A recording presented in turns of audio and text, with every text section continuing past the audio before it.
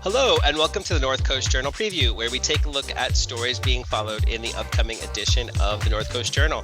I'm your host, Dave Frank, and I'm joined today by North Coast Journal's news editor, Saad Greenson, and arts and features editor, Jennifer Fumiko Cahill. Welcome, guys. Hi. Hello, Dave. How are you? Pretty good. We're hanging in there. I think the word of the day is resilience. We've sort of decided, and let's dive right in and talk about what you're covering this week in the North Coast Journal, Thad. Yeah, thanks, Dave. I think the story that I want to highlight this week is the first in a series that we're doing under a project, the Community Voices Coalition project, funded through Access Humboldt, which I know you're familiar with, Dave. Yes. It is a effort of Humboldt Area Foundation to fund local journalism through a variety of channels, working with Access Humboldt and Internews and the North Coast Journal. And so our little sliver of the project is the North Coast Journal's newsroom is going to be overseeing a series of stories about underrepresented communities locally. And so we published the first of those this week, which we're really excited about. Great story by Iridian Caceres, our staff writer. And it is looking at why we're seeing disparate representation of the Latinx community in our COVID positive tests. And so basically the story looks at kind of the data point that about 22% of our COVID cases locally have been in Latinx population, and they represent only about 12% of our overall population. So they're about twice as likely to be represented in COVID tests. And so we just kind of, she actually, took about exploring why that is and talking to a lot of people and looking at patterns and stuff like that. And so what are some of the highlights of the article? What did we find about some of the potential causes and reasons? Yeah, we found kind of two categories of causes. One is just an informational gap. That it seems like a little over 11% of Humboldt County households don't speak English at home.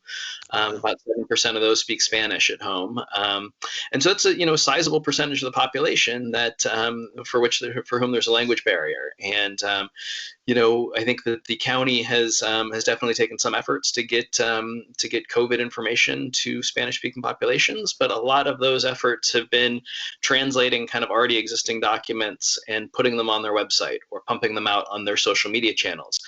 And if you're, a Spanish speaker in Humboldt County, you're not super likely to be following, the Joint Information Center on Twitter or, checking their Facebook page daily.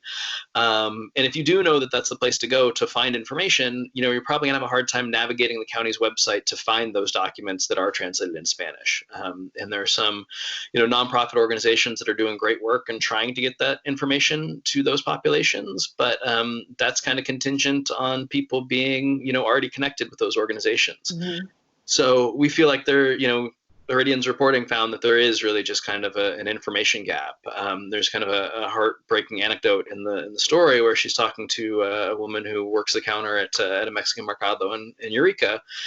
And the woman is saying, she speaks only Spanish, and she's saying, I'm having a really hard time finding health information for me and my family. And, I've been meaning to go to Eureka City Hall to get some. Of course, then we followed up with Eureka City Hall, and they don't have any COVID information there. They would have sent her, to another county office. So it just represents that, there are people in these communities that are looking for information and having a really hard time getting it. I'm sorry, David? No, I was just going to say, you mentioned obviously this article is about the Spanish-speaking population, but this is equally true for other languages as well, like Hmong and Lao. In the article, I think I saw that about 1 in 8 children in the community live in households where English is not the primary language. So it's a really broad, widespread problem. I know you also mentioned this Community Voices Coalition project, which sort of has as its goal to reach out to these folks. What were you able to I guess Iridian, was there anything in there that we're able to point to potential solutions for, whether it's the city or the public health office or like Open Door Clinic, or any of them doing any translations at this point? Yeah, there's I mean, I think the solution is not just translation, but it's really outreach, and it's sustained outreach to these communities, by folks who are bilingual and can speak Spanish and meet them where they're at, and there are organizations that are doing that work. Open Door has a whole program for its patients, who are Spanish speakers, and Paso a Paso is doing great work on food distribution and educational materials and stuff like that. It's just it needs to be sustained. It needs to be bigger than it is currently. And the other thing that I was going to say that we found in Iridian's reporting is, there's just characteristics of the Latinx community, not just in Humboldt County, but throughout California, that just also make it more susceptible to the virus. Latinos in Humboldt County are half as likely to own a home as their white counterparts. So that means they're disproportionately living in kind of congregate living settings, apartments, tighter quarters, all of which just, increase the spread of COVID once it's introduced to a household. They're also more likely to work in service industry jobs and kind of in confined workspaces that were, for a period, essential workers. And so, disproportionately, they went back to work when other folks didn't. Folks who worked office jobs could stay home and kind of telecommute. They didn't have that option. So it seems like there's like these structural barriers for the communication to reach these targeted populations where they need to be met. So that's something I look forward to working with you guys at North Coast Journal and some of the other coalition members in the future, trying to figure out strategies for that. Thank you very much for filling us in. Yeah, absolutely. How about you, Jennifer? What are you covering this week in the North Coast Journal? Well, it's not good news. Sorry, once again. This week, on Monday, I came into the office and I was writing a happy story about a restaurant that was opening. And then this order came down, rolling back dine-in and bars, effectively shuttering bars and shutting down any dine-in service in the state of California. So we switched gears and went sad. But I spoke to a number of folks who run and work in restaurants and bars in Humboldt. And, the same word kept coming up over and over again, which is roller coaster. Oh, man.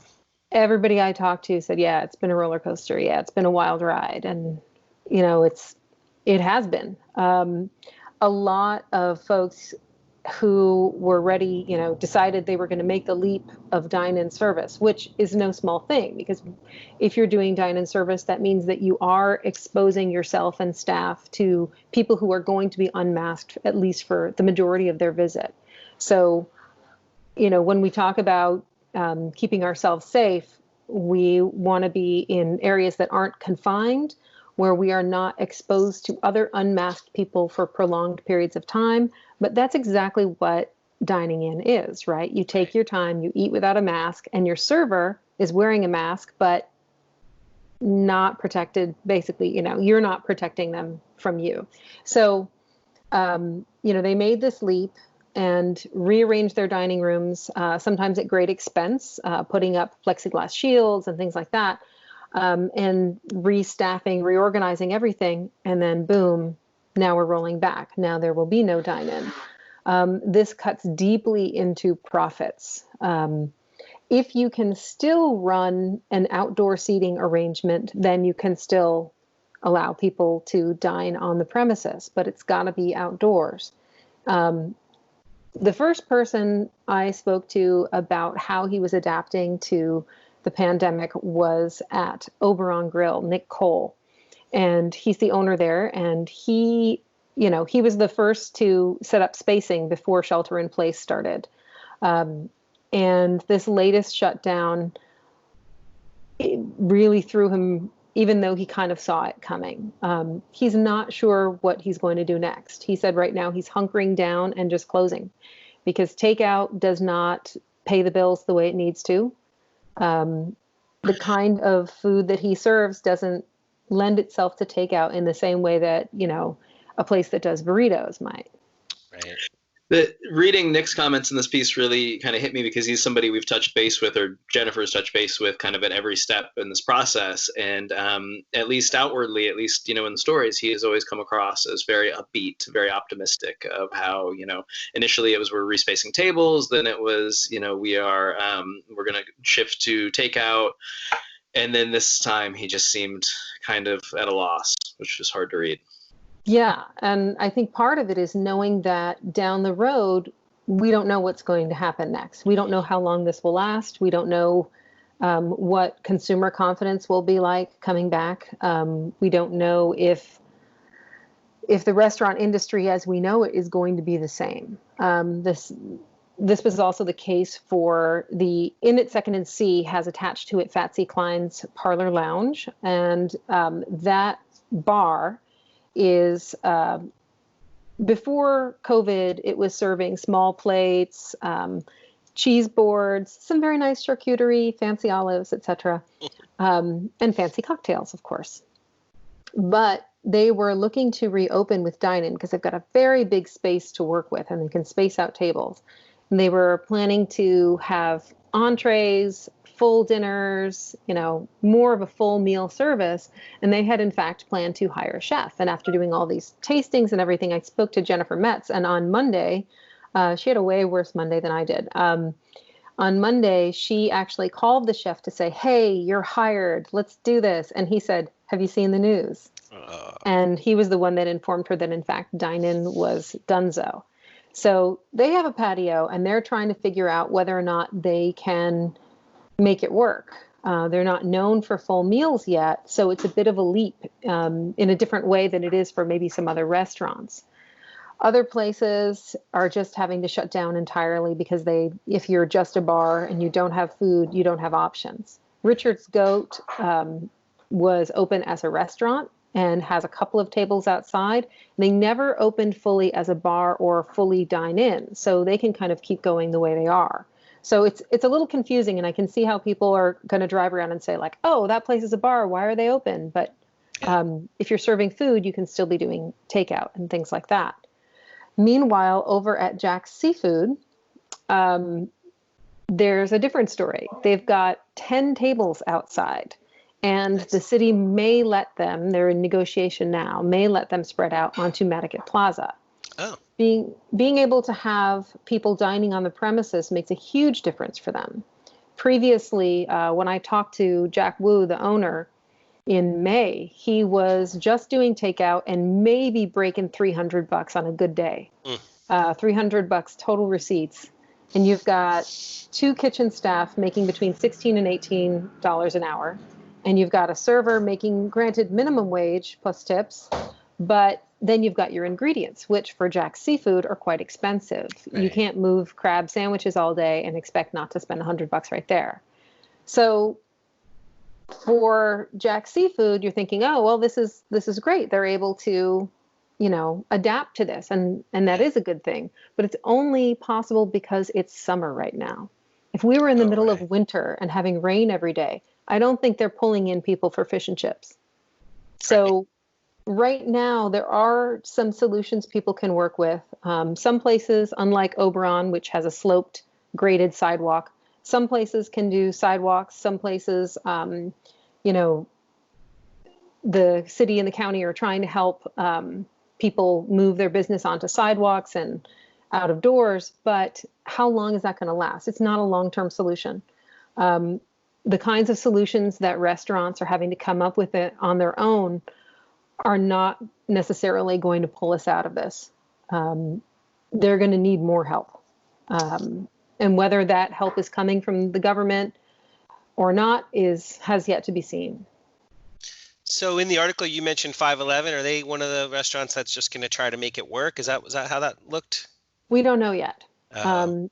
When I spoke to Chef Josh Wiley, he had just gotten the news. And after only a few days of being open and serving dine-in, I think it was a real blow. And I think they're going to have to rethink everything and decide whether or not they want to give it a shot just going on takeout. Right. Well, it's one of those things where we all wish the best for them, but in reality, the COVID is sort of dictating the science behind it is dictating that we have to pull back right now. It's kind of tragic for all these restaurateurs and staff members. Hopefully, there's a light somewhere in this process. Thanks for investigating it and getting to the bottom of it for us. Yes, you'll have to. I'm sorry, but you'll have to be drinking at home for a while. Yeah. Unfortunately. I would love to go out. I think you guys, like, at the other end of this, we're all going to have to go out and just do a toast to the day that we're allowed to be in public again, whenever that might be. Absolutely. Yeah. Well, thank you very much, guys. That's just going to about do it for us this week. North Coast Journal is on newsstands now and available online. Pick a copy up. Stay informed. Stay safe. Till next time, Thad and Jennifer, thank you so much. See you next week. Thanks, See you next week. Bye, guys.